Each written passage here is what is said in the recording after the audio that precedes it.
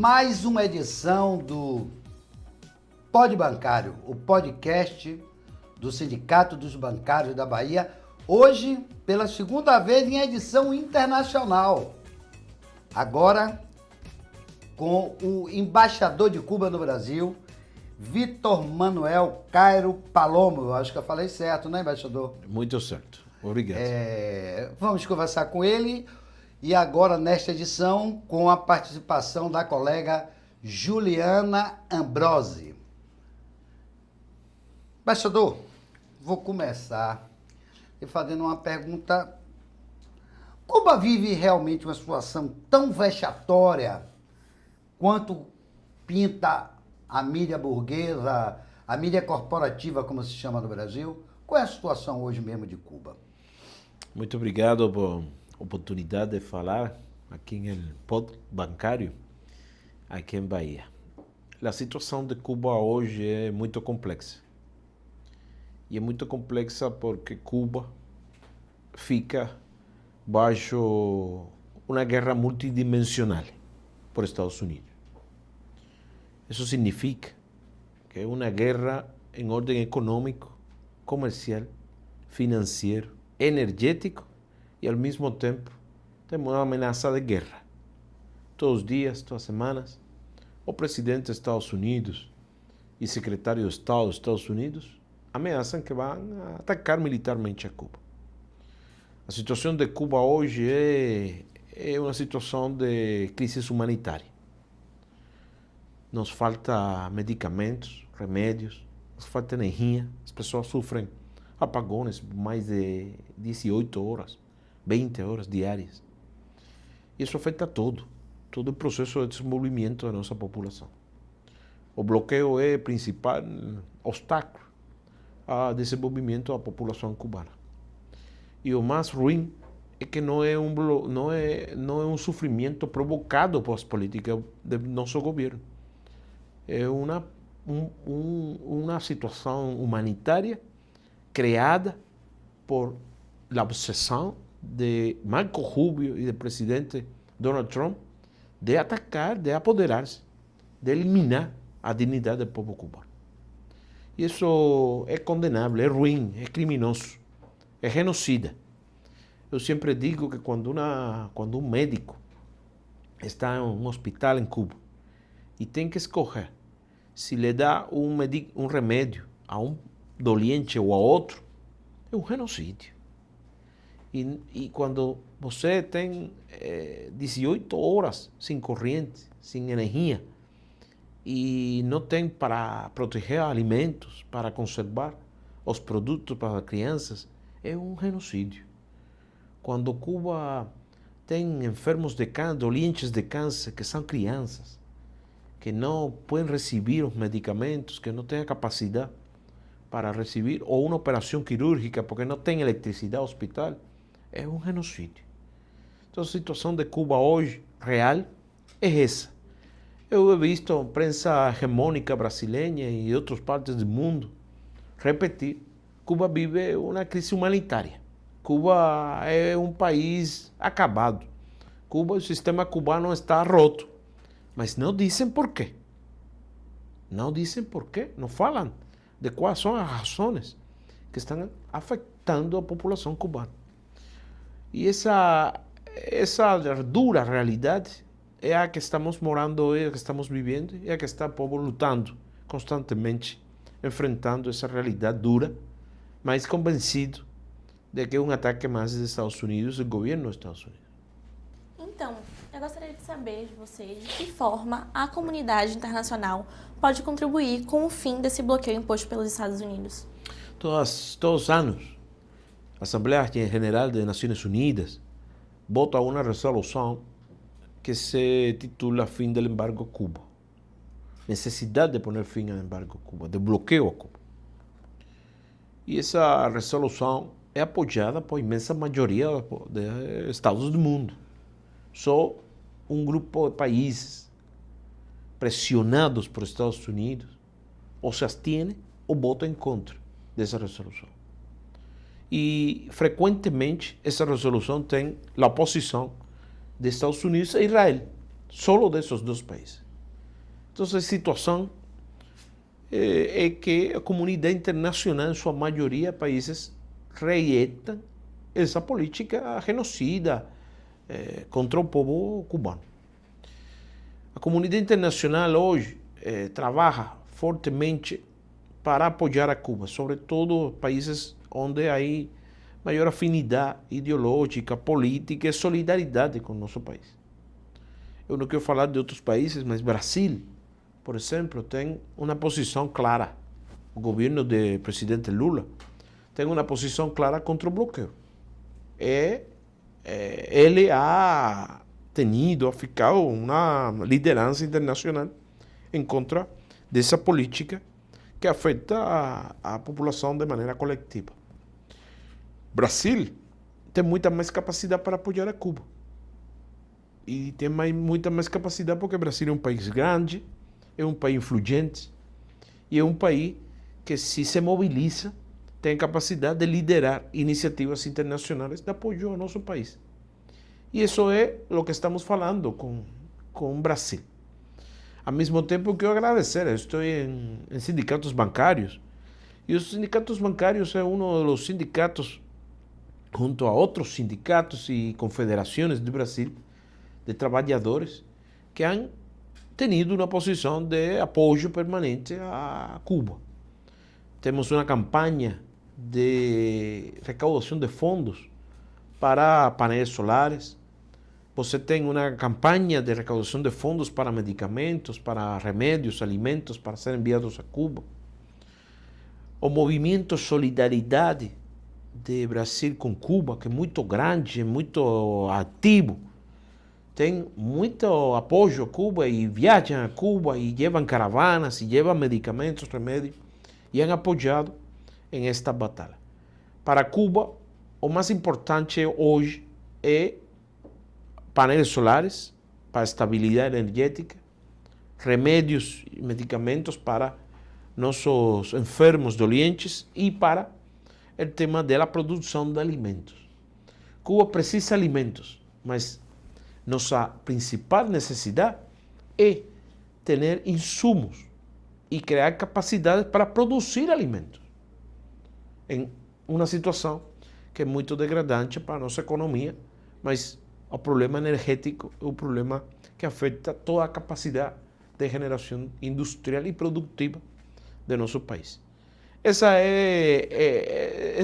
é fundamentalmente o trabalho que está sendo a comunidade internacional. Muitas vezes me pergunto, embaixador, você acredita que a comunidade internacional ha falhado a Cuba? Não ha dado a Cuba o que Cuba precisa? E eu quero dizer, e é uma opinião pessoal, eu creio que a comunidade internacional está apoiando. Eu creio que Cuba não está sola. Eu creio que Cuba tem amigos e amigas em todo o mundo. Eu creio que a sociedade civil de diferentes países, incluso países aliados dos Estados Unidos ou sometidos por Estados Unidos, tem posições de respeito e de apoio a Cuba. Cuba recebe hoje apoio e ajuda humanitária do Brasil, de Colômbia, de México, da China. Recebeu um barco de petróleo, de combustível da Rússia. E isso faz que nosso país está, em realidade, em uma situação delicada, mas a comunidade internacional apoia a nosso país em nossa luta por a soberania e independência. A decapitação, como é um termo que eles gostam de usar, né, que o imperialismo agora botou na moda, decapitação, que é assassinar, crime internacional de Maduro e a situação nova da Venezuela. A Venezuela continua dando o mesmo apoio a Cuba que dava antes de Maduro cair? Para nós, a situação da Venezuela é muito sensível. E eu acredito que é muito sensível, mas tivemos 32 mortos, assassinados em combate desigual totalmente. O sequestro ilegal do sequestro de Maduro e Cilia Flores. E 32 cubanos morreram em combate contra helicópteros, contra maquinárias. É uma situação muito delicada para nós, para os cubanos. Temos muita sensibilidade com esse tema. Hoje, podemos dizer que decapitar presidentes. E eles usam essa expressão como se fosse... Decapitar presidentes é uma falta de valores e ética internacional. O mais problemático é que vivimos em um mundo que aceita este tipo de frases, este tipo de coisas. Violam direito internacional, ameaçam outros países, atacam e tentam assassinar a presidentes e lo dizem publicamente. Publicamente. Falam disso publicamente. Então, a pergunta é: em que mundo estamos vivendo? Em que mundo estamos vivendo? Hoje, nossos países teriam que estar falando de como vão enfrentar a mudança climática.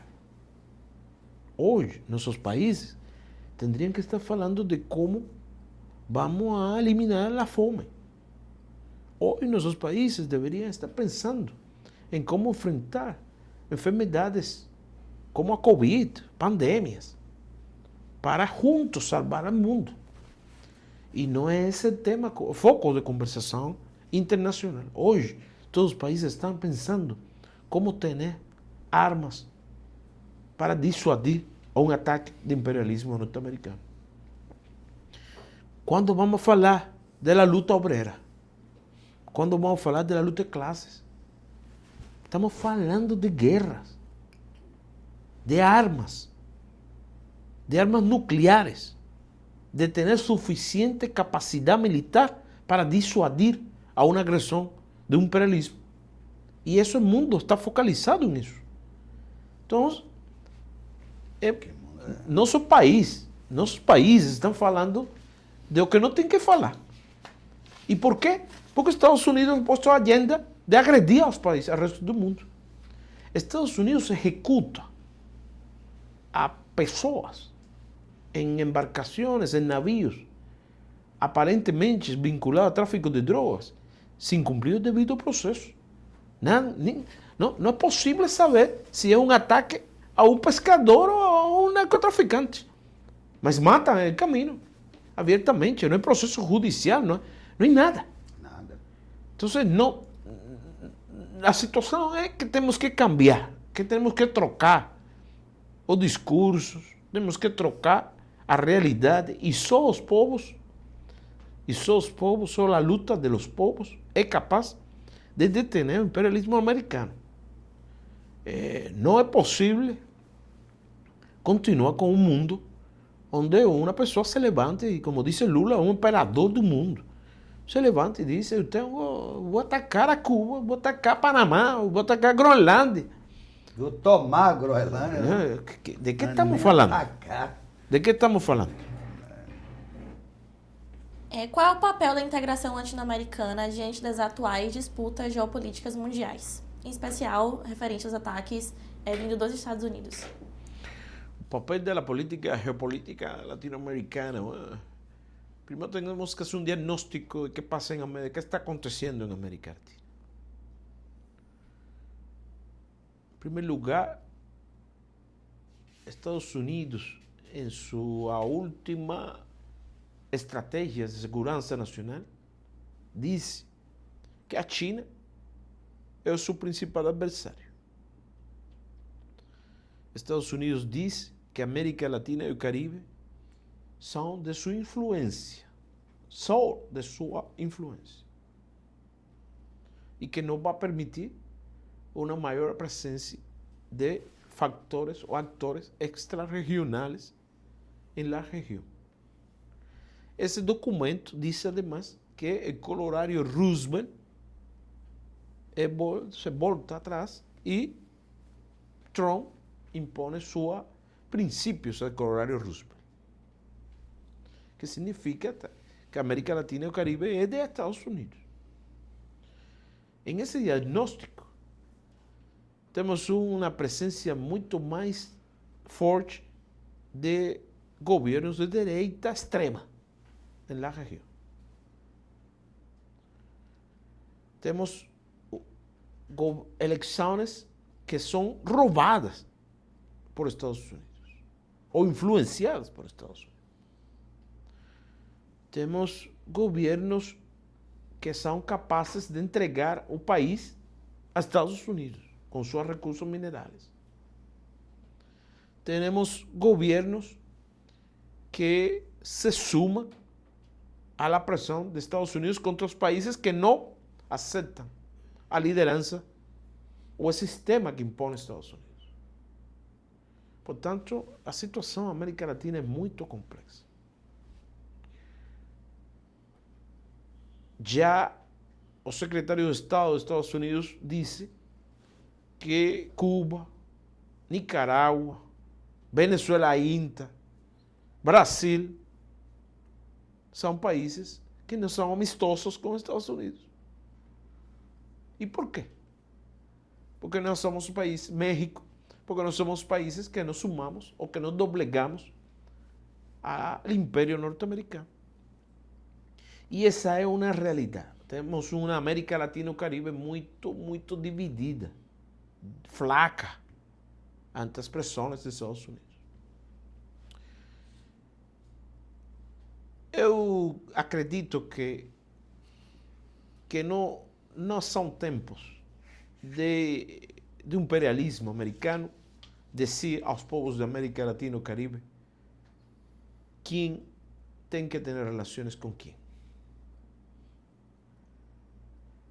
Temos países e bloques regionais que são muito importantes para a América Latina e o Caribe. A China, a Rússia, a União Europeia, como bloques, como países, têm relações históricas com a América Latina e o Caribe. Agora, Estados Unidos vai pedir que a América Latina só tenha relações com os Estados Unidos e não acerte relacionamentos com países que são positivas para a sua população? Porque Estados Unidos disse que a América Latina e o Caribe é dele. Isso são demonstrações de fascismo na região. E é de se considerar, embaixador, que o Tratado de Yalta, que dividiu o mundo em duas zonas de influência após a Segunda Guerra, acabou. Porque não existe mais União Soviética. Né? O senhor acha, e o mundo precisa de um novo tratado, centrado não nessa polaridade União Soviética e Estados Unidos, mas dentro de uma concepção multipolar, que é a concepção do BRICS. Cuba estava para entrar no BRICS, me conserte aí, porque, se eu não me engano, a última vez que eu vi, estava para entrar. Como é que anda esse entendimento? Cuba, e que valor isso pode ter para a segurança de Cuba? Cuba é parte como sócio dos BRICS. Sim. Já é sócio dos BRICS, que é uma condição para ser parte do grupo de países. Mas o tema é muito mais complexo. Por exemplo, os BRICS não têm capacidade para pronunciar-se contra a guerra Irã. Recentemente, os BRICS têm uma reunião de cancilleres, de ministros de Relações Exteriores. E a presidência índia sacou uma declaração como presidência, mas não teve capacidade de lograr consenso para dar uma opinião ou uma posição sobre a guerra em Irã. E isso demonstra que os próprios BRICS têm suas próprias diferenças. Os problemas internos suas grandes. complexidades internas e sua relação com os Estados Unidos, em particular. Então, eu creio que a multipolaridade é um conceito que temos que ter com muito cuidado, mas Estados Unidos defende a multipolaridade. Estados Unidos defende a multipolaridade, mas a multipolaridade dos Estados Unidos não é a mesma nossa. Sim, completamente. Não é a mesma nossa. Nós creemos em uma multipolaridade basada em multilateralismo.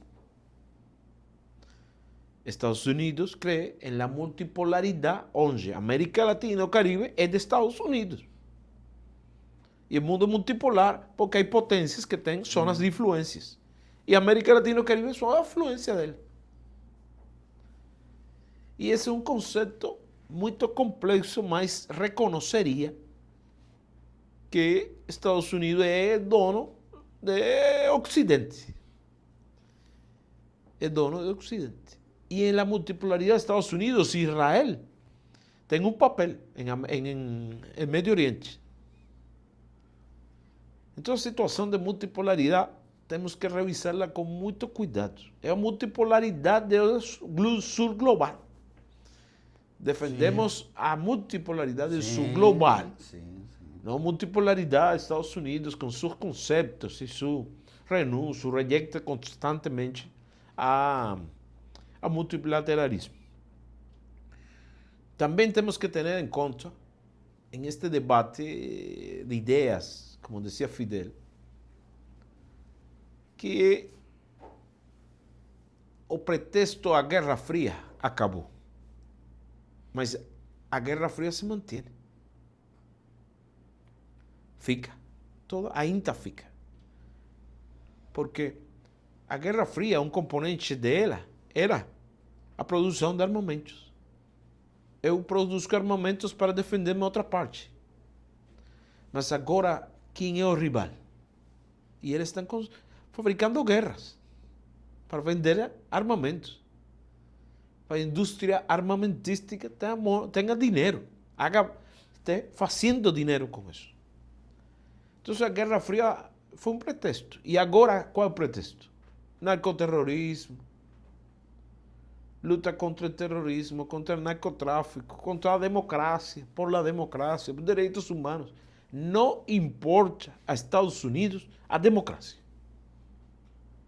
Não importa a Estados Unidos os direitos humanos. Quem pode estar de acordo com bloquear a todo um povo e ter sanções coletivas onde afeta a crianças, pessoas maiores, doentes? Que direitos humanos defende isso? Estados Unidos não importa a democracia. A Estados Unidos importa os recursos minerais que tem nos países. Em caso de Cuba, hoje é um tema estratégico. É a dignidade de um povo que se resiste mais de 60 anos e que sigue sendo foco de resistência para o resto do mundo. E o segundo é que Estados Unidos, em sua luta econômica por controle das rutas marítimas, quer ter maior possessão sobre os mares adjacentes aos Estados Unidos, os mares do Caribe, Canal de Panamá, com acesso às rutas marítimas. Porque a guerra econômica entre Estados Unidos e China, Estados Unidos lá perdeu. Estados Unidos se desindustrializou por 2 décadas frente à China. Sim. Então, querem ter controle das rutas marítimas, mas não podem ter controle da economia, porque perdeu. Hoje, os maiores acreedores da deuda pública, aqui que estamos em bancos falando com bancários, os maiores acreedores da deuda pública, Estados Unidos, são países europeus e China e Japão. Então, a realidade é que em esta batalha econômica, Estados Unidos só quer fazer guerras, impor a força. Mas este mundo não é de força. As ideias não se matam. Sim. As ideias não se matam. Se combate com ideias, né? Combate com ideias, não se matam. Na sua visão, de que forma Cuba tem formado estratégias para enfrentar essas restrições impostas pelos Estados Unidos na economia do país? Cuba tem planos. Nós levamos... Hoje me perguntavam como o povo cubano resiste, lutará, terá força para lutar. E eu digo algo, Cuba já vive em condições de guerra. Nossa população mora hoje, enfrenta, luta por sua soberania em condições de guerra. Não precisamos de bombas. Já estamos em guerra. Já ficamos em uma guerra. E uma guerra econômica. Isso nos ha obrigado a ter planos. Planos para situações distintas. E hoje estamos aplicando um conceito do presidente de Cuba, que é um conceito que caracteriza nossa resistência, que algumas pessoas chamam resiliência, mas resiliência não é exatamente o que Cuba faz, mas Cuba tem resistência criativa. Ao mesmo tempo que resistimos ao ataque econômico contra Cuba, também vamos para lá, vamos tentando avançar, vamos construindo uma sociedade. E em esses 60 anos de guerra e de luta econômica, Cuba ha construído uma sociedade. Que país do mundo tinha capacidade na Covid para ter 5 vacinas? E Cuba tuvo 5 vacinas. Eu lembro. Que o país do mundo ha tenido capacidade para criar medicamentos contra o câncer. E Cuba acaba de descobrir um medicamento para o câncer. Que país do mundo ha avançado tanto em la saúde primária, um sistema de saúde primária? E Cuba tem um sistema de saúde primária muito eficiente. Ainda o bloqueio. Apesar do bloqueio. Apesar do bloqueio. Então, se o sistema cubano, como diz Estados Unidos, não funciona e está quebrado, por que não quitam o bloqueio? Elimina o bloqueio. Quitem o bloqueio. E verão os resultados de um sistema que não é neoliberal, de um sistema que é humanista, de um sistema que é social, de um sistema que distribui a riqueza, de um sistema que garantiza educação, saúde, direitos humanos. Essa é a realidade do nosso povo. Se tem dúvida, se não querem aceitar que Cuba é um país socialista, quitem o bloqueio. E verão que Cuba faz por o mundo. Não só por Cuba, poderia fazer por o mundo. Mas em nosso ADN, isso é um pouco baiano também, está essa música, essa alegria, essas ganas de fazer coisas não só por Cuba, sino por o mundo.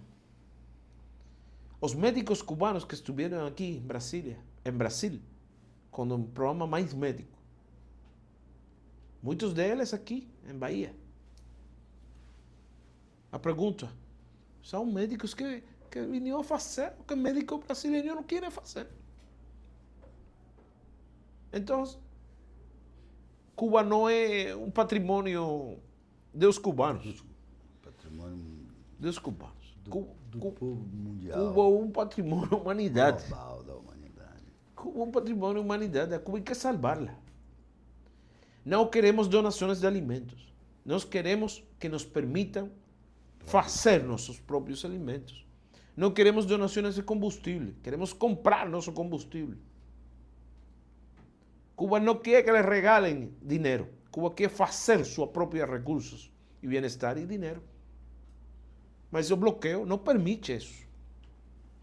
12 dias de bloqueio a Cuba é equivalente à manutenção de todas as termoelétricas de Cuba em um ano.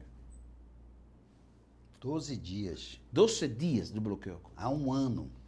Só na termoelétrica. Termoelétricas, 12 dias. Meu Deus. Estados Unidos acaba de dizer, o secretário de Estado, que tem 100 milhões para donar a Cuba por impacto de um huracão.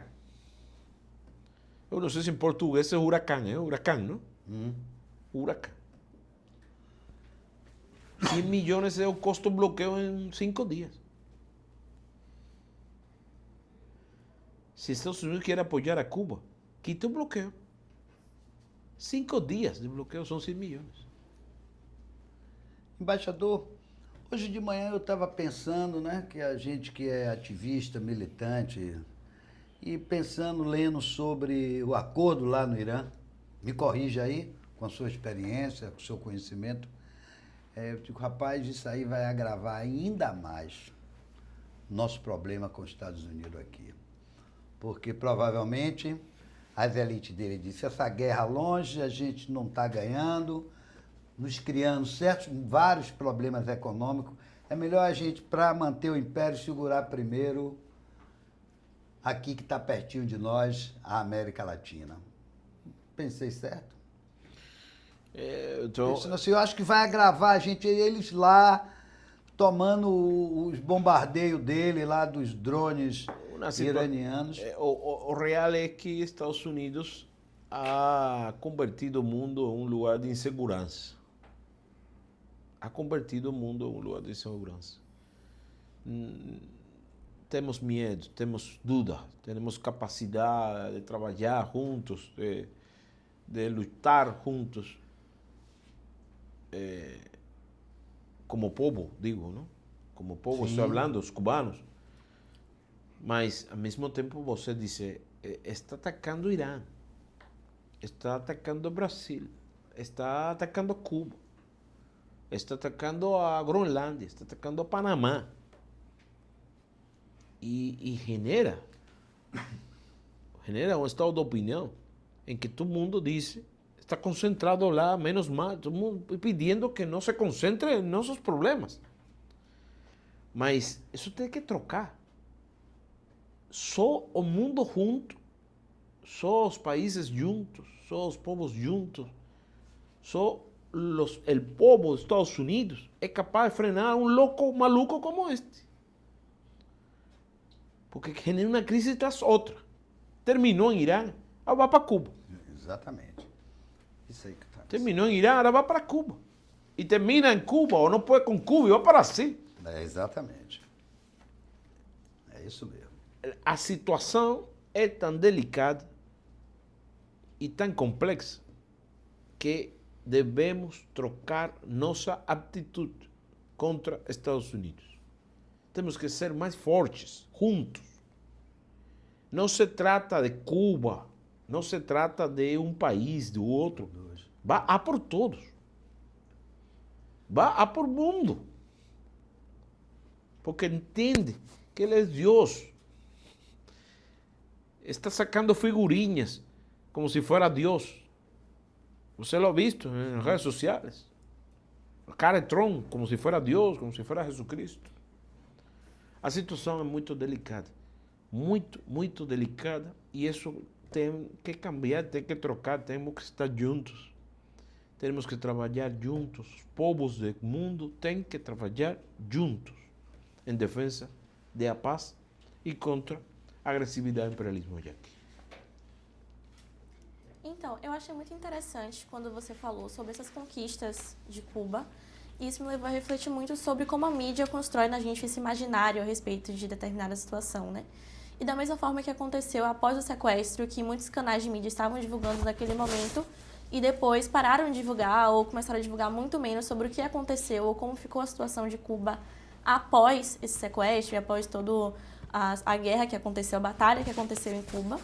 Também é muito pouco falado sobre essas conquistas que você trouxe mesmo, que, por exemplo, algumas eu não sabia, não chegou até mim, que eu ainda consumo muito conteúdo sobre geopolítica, mas da mesma forma não me ocorreu essas notícias. Então, eu queria saber qual é a sua opinião sobre essa narrativa que a mídia constrói a respeito do país. A narrativa forma parte também da agressão contra Cuba em essa multidimensionalidade. Temos uma guerra, digamos, de narrativas.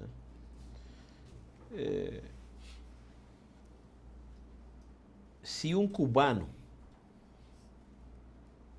fala e diz que ele não coincide com o governo revolucionário cubano e que ele acha que Cuba não é um sistema político correto, todas as médias do mundo refletem nisso. É verdade. É um mundial de futebol. Mas se Cuba, os cubanos, apoiam majoritariamente a seu país, a seu estado, a seu governo, e celebram juntos o 1º de maio, Dia Internacional dos Trabalhadores, na rua, celebrando, a prensa não diz nada. Ou diz que a população cubana saiu obrigada por o governo. Como é possível que um país, que um governo obrigue a seus trabalhadores a sair à calle? Isso não é possível. Se Marco Rubio Trump disse que Cuba tem relação com inteligência russa e a China, todos os médios do mundo dizem que Cuba tem relações com China e Rússia, inteligência, contra Estados Unidos. Se Cuba é elegida por la Organização Mundial da Saúde como país que o primeiro país da América Latina e Caribe que elimina a transmissão de VIH-Sida entre madre e filho al nascer, nadie fala disso. Não se fala disso. Então, os problemas que tem, a realidade é que Cuba não é conhecida devidamente em Brasil. Apagones, crises, rechaço. São códigos contra Cuba a média brasileira. Mas quando trato de falar com a prensa, decimos, e por que não falam disto? Cuba tem apagones, sim, mas Cuba tem apagones porque temos um bloqueio que não permite, 12 dias de bloqueio, permite a manutenção da... não, embaixador, mas nossa linha editorial não permite que falemos disso. Então, essa é a democracia, a liberdade de prensa. Satanizar a Cuba, dizer que Cuba é malo, que Cuba não está bom. Por quê? Porque Cuba é o único país socialista da região, a 90 milhas dos Estados Unidos, que decidiu enfrentar os Estados Unidos. Porque nosso sistema ou é americano ou não é americano.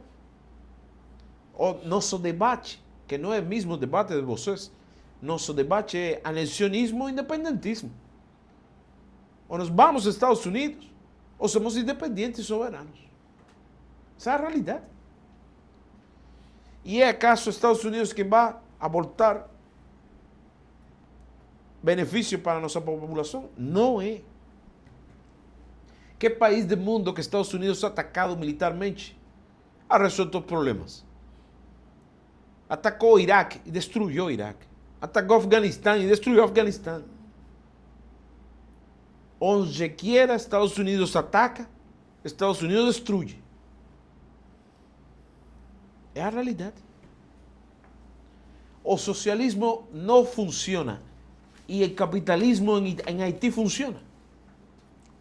A custa de quê, né? E o capitalismo em Centro-América funciona. E o capitalismo do África funciona.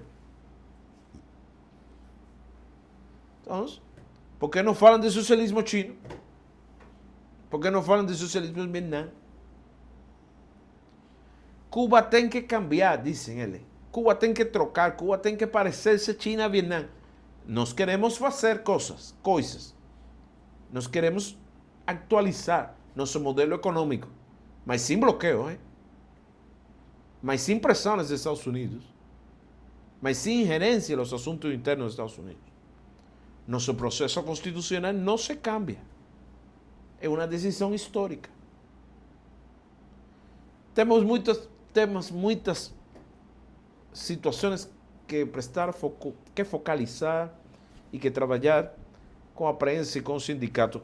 Eu estou muito agradecido por ter a oportunidade de ver este meio, o bancário. Prometemos enviar um artigo. Sempre está à sua disposição. Eu queria aproveitar a oportunidade de dizer Não vou dizer ao senhor que eu sou bem mais velho do que você, embaixador, mas isso Um não pouquinho. tira o respeito, eu acho que bem mais. O senhor tocou numa questão chave. Eu sei que essa é uma questão delicada para você, mas eu acho, né, que a China e a Rússia podem fazer mais do que tem feito. Se os Estados Unidos e Irã é um exemplo. Tudo bem que você pode dizer, olha, Irã está lá na Pérsia, está lá no Golfo Pérsico, no Oriente Médio, e a gente está aqui mais perto deles, temos mais. Mas eu acho que pode fazer mais. E quanto a essa questão da mídia, esta mídia aqui, sempre que disser a dificuldade de Cuba, diz o motivo por que Cuba, toda a dificuldade que Cuba vem passando e por quê. Eu quero lhe perguntar, aproveitar também, os ataques no Irã terminaram por unificar a população iraniana, até quem discordava do regime, né, de Teherã, né, que é uma teocracia, mas que tem grande valor hoje na disputa geopolítica, muito valor para nós que estamos nessa questão latina, que não somos... somos americanos, na verdade eles que não são americanos. Eu não gosto de chamar ele muito de americano, não. Americanos somos nós. Mas o que eu quero lhe perguntar é o seguinte: o povo está mais unificado com essas ameaças, o povo cubano com essas ameaças, e como é que isso está funcionando internamente do ponto de vista político? Está muito mais unido. E eu vou poner, por exemplo, as últimas sanções contra unilaterais, injustas, ilegais, contra o comandante Raúl Castro. Sim. Recentemente, Estados Unidos, em um show político, ha acusado a Raúl Castro, líder histórico da Revolução, líder da Revolução Cubana agora, de participar em um de fato que aconteceu há mais de 30 anos e que está demonstrado que Estados Unidos não fez nada para detener os aviões da Fundação Cubano-Americana que estavam quebrantando o espaço cubano. Isso quedou demonstrado por organismos internacionais. E agora se aparece um show político para criar outro pretexto contra Cuba, para justificar à comunidade internacional uma agressão militar contra Cuba. E que passou em Cuba? O que aconteceu em Cuba? O povo, a maioria da população, saiu acá à rua apoiar a Raúl, porque é um símbolo da Revolução Cubana, um símbolo da história de Cuba, um símbolo da luta por nossa independência, por nossa soberania. E essas ações de agressão contra Cuba unificam a população. Uma coisa é dizer, eu não tenho corrente, eu quero corrente. E outra coisa é dizer, Estados Unidos vai atacar-nos, eu não vou tomar as armas. Isso é totalmente diferente. E uma coisa é a comunidade cubana em Miami, na Florida, fazendo política. E outra coisa é os emigrantes cubanos econômicos que moram em Estados Unidos, que não querem uma guerra contra sua família em Cuba. Sim. Porque a maioria das pessoas em Estados Unidos que estão hoje defendendo uma guerra contra Cuba, não tem família em Cuba. Lá. Não tem família em Cuba. Marco Rubio, que é cubano, né? Marco Rubio não é cubano. Marco Rubio não tem mais família Marco Rubio é yankee. Yankee, exatamente. Marco Rubio não é cubano. Marco Rubio nasceu nos Estados Unidos. Não é cubano. Não é cubano, nasceu nos Estados Unidos. E é um mentiroso, um mitômano. Marco Rubio nasceu nos Estados Unidos e Marco Rubio, o pai de Marco Rubio e a mãe de Marco Rubio foram aos Estados Unidos em 1956. 3 anos antes da Revolução. Com Batista. Batista. Com Batista. E ele diz que os pais, mãe, fueron huyendo del comunismo en Cuba. Eso es ruin. Fueron huyendo Batista. Y Estados Unidos apoyaba a Batista. Sim. E essa é a realidade. E Batista, você que é muito jovem, Batista foi um dos ditadores mais sangrientos da história da América Latina e do Caribe. Sim. E se fala pouco dele, se fala muito pouco dele, Muito pouco mesmo. muito pouco dele. É um dos mais sangrientos ditadores da América Latina e do Caribe. Asesinou a cientos de jóvenes cubanos. E a revolução é resultado de um processo histórico contra essa ditadura. Não é cambio uno por outro, não é um trocaje. Foi uma luta por independência. Estados Unidos nos roubou independência em 1898. E só conquistamos independência em 1959. 9. Essa é a história. E que era Cuba antes de 59? Garitos, mulheres, prostituição, casas de jogos, Jogatina. droga. Isso era Cuba. Isso era Cuba. Um pouquinho de ricos e muito pobres. Muita fome, muita miséria.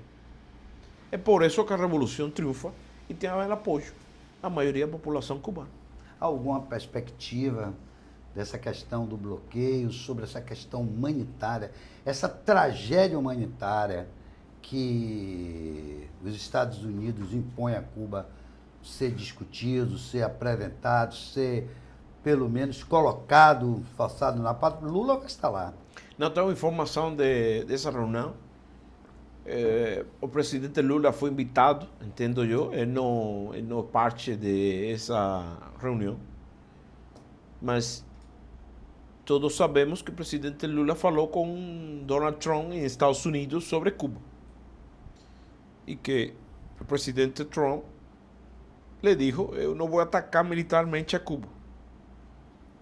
Isso o presidente Lula lo falou publicamente. Mas não nós precisamos que ataque militarmente. Já vivimos em guerra. Sim, Já vivimos em guerra.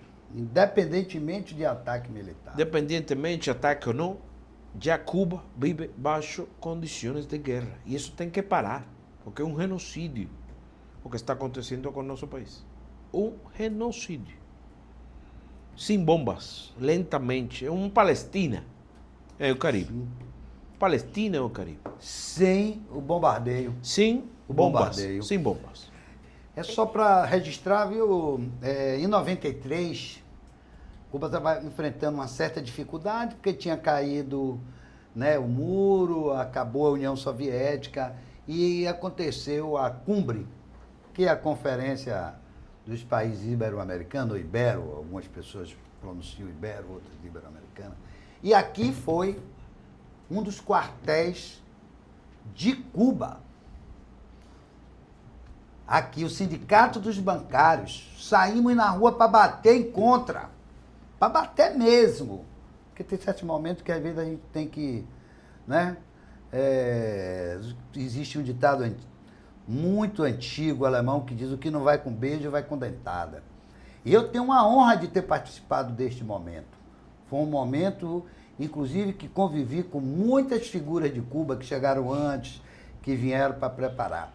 E eu queria aproveitar também para lhe perguntar o seguinte: tem uns anos que eu li uma reforma constitucional em Cuba. E duas questões me chamaram a atenção, embaixador. Uma foi a permissão para a propriedade privada com limites, evidentemente. E a outra foi a permissão para casamento entre pessoas do mesmo sexo. Eu acho que tinha umas quase 200 mudanças na Constituição cubana e essas duas me chamaram a atenção. Tem muitos anos e o tempo vai corroendo nossa memória com tanta informação que a gente... Como é que vive Cuba hoje nessa questão dessa reforma constitucional? Fidel decía que revolução é trocar todo o que deva ser trocado. constantemente. Não permitir que não revisemos constantemente o que faz Cuba. E esse resultado constitucional é um pouco esse processo de revisão constantemente de que tem que ser cambiado. Sim. Matrimônio do mesmo sexo é um tema que demonstra que a Revolução Cubana é profundamente humanista e que a Revolução Cubana é favorável a todos os sectores sociais de Cuba. Não temos por que excluir a pessoas que têm determinada visão de orientação sexual ou de comportamento ante a vida. E ante essa reforma constitucional é certo que não tinha espaço legal para reconhecimento de seus direitos. Portanto, é um processo importante de avançada. Temos um código à família e uma constituição que é muito, muito, muito moderna com respeito aos temas de reconhecimento dos direitos humanos, com respeito aos direitos de família, de pessoas que têm o direito a escolher qual é a sua seleção como pessoas na vida. Portanto, esto é um processo de incorporar, de incluir, de unificar legislação em favor de pessoas que estavam discriminadas de alguma maneira. E em segundo lugar, o tema da propriedade privada. Bom, primeiro é que a propriedade privada em Cuba nunca foi eliminada. Nunca foi eliminada. Completamente, né? Nunca foi eliminada completamente. Mas em Cuba tuvo lugar um processo de reforma agrária. E a reforma agrária otorgava em propriedade terra a campesinos, não? Campesinado. A camponeses, não?